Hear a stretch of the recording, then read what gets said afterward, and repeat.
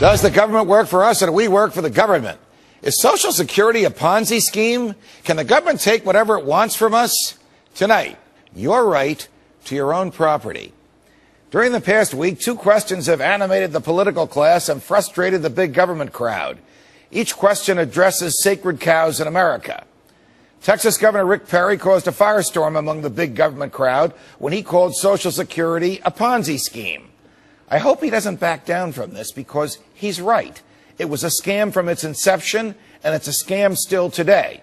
When Social Security was established in 1935, it was intended as minimal financial assistance to those too old to work. It was also intended to have voters dependent on FDR's Democrats.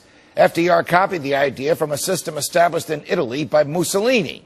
The plan was to have folks make small contributions to a fund which would be held in trust for them by the government. At the time, the average life expectancy of an American was 61 years. But Social Security didn't kick in until age 65. Thus, the system was geared. It was intended to take money from the average American that he would never see. Exempted from these contributions were railroad workers, most of whom at the time were black, farmers who received subsidies from the feds already, and members of Congress who liked to collect taxes but not pay them. Over time, life expectancy increased. The trust fund was raided and spent, and the system was paying out more money than it was taking in. This morning on Fox, FDR's grandson called Social Security an insurance policy. He was wrong.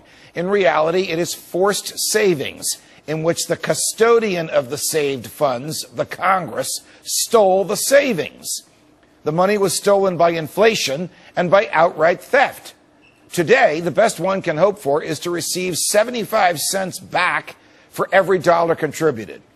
Social Security is actually worse than a Ponzi scheme because you can get out of a Ponzi investment. You can't get out of Social Security. Who would stay with a bank that only returned 75% of one's savings? Because all the money that goes out comes directly from all the money coming in. This is a classic Ponzi scheme. Now, I never heard Governor Perry say that those who have contributed money should not get back what they've contributed. But I did hear him say that the Constitution does not permit the feds to take your money and then steal it. And he's right. Also this week, a young man from Napa, California, asked Wolf Blitzer to pose the following question to the Republican candidates for president during their debate on CNN. If I earn $1, how much of it am I entitled to keep? The question was passed to former Utah Governor John Huntsman, who punted.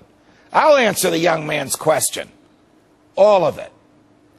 At the beginning of each of these closing arguments every night on Freedom Watch, I ask, does the government work for us or do we work for the government? Every official government pronouncement, from the Declaration of Independence to the United States Constitution to the oaths that everyone who works for the government publicly takes, indicates that the government exists to work for us.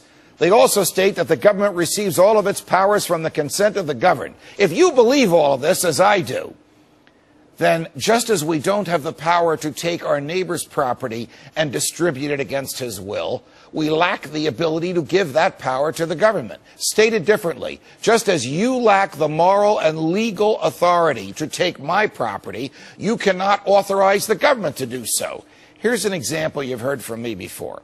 You're sitting at home at night. There's a knock at the door. You open the door, and a guy with a gun pointed at you says, give me your money. I want to give it away to the less fortunate. You think this guy's dangerous and he's crazy, so you call the police. Then you find out he is the police, there to collect your taxes. The framers of the Constitution understood this. For 150 years, the federal government was financed by user fees and the sale of government land and assessments to the states for services that the feds rendered to them.